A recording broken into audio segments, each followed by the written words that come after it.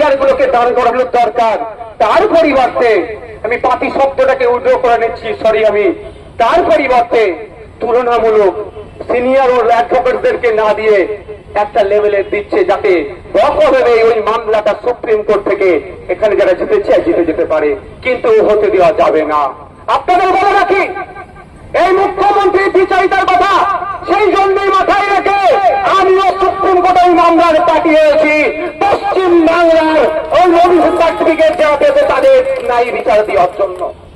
বন্ধুগণ, শুধু যে বিষয়ে এসেছেন আপনারা আজকে সেই বিষয়ে বলেছে, আমি শুধু দুটো জিনিস অ্যাড করতে চাই। আজকে 22 বছরের তরতাজা ছেলে প্রসেন মন্ডল, তাই সে নাকি চুরি করেছে, এই অপবাদে তাকে পিটিয়ে হত্যা করা হলো।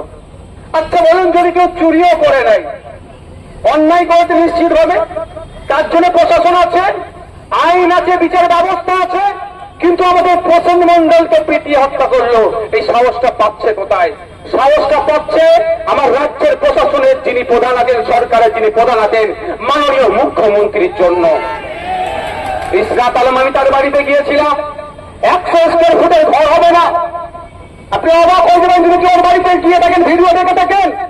100 স্কোয়ার ফুটের খুব বেশি হলে ঘর হবে, সেখানে দুটো সন্তান, একটা ক্লাস 5-এ পড়ে, একটা ক্লাস 1 না 2-তে পড়ে, পরিবারকে নিয়ে থাকে। তারও চোরের অপরাধে হত্যা করা হলো, তাকে পিটিয়ে মেরে দেওয়া হলো। একের পর এক রাজ্যতে গণপ্রতিনিধি বেড়ে যাচ্ছে, কিন্তু অপদার্থ সরকারের কোনো শব্দ খরচ করছে না। তাই এখান থেকে জানিয়ে দিতে চাই, রাজ্য সরকারকে অবিলম্বে বিধানসভায় স্পেশাল বিধানসভা ডেকে এই গণপ্রতিনিধি রোধের জন্য সর্বোচ্চ শাস্তির ব্যবস্থা করে বিলকে পাস করানো হোক। সেখানে নওশাদ সিদ্দিকী সরকারের পক্ষে দাঁড়াবে।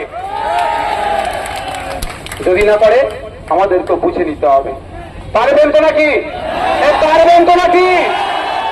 আমরা গণতন্ত্র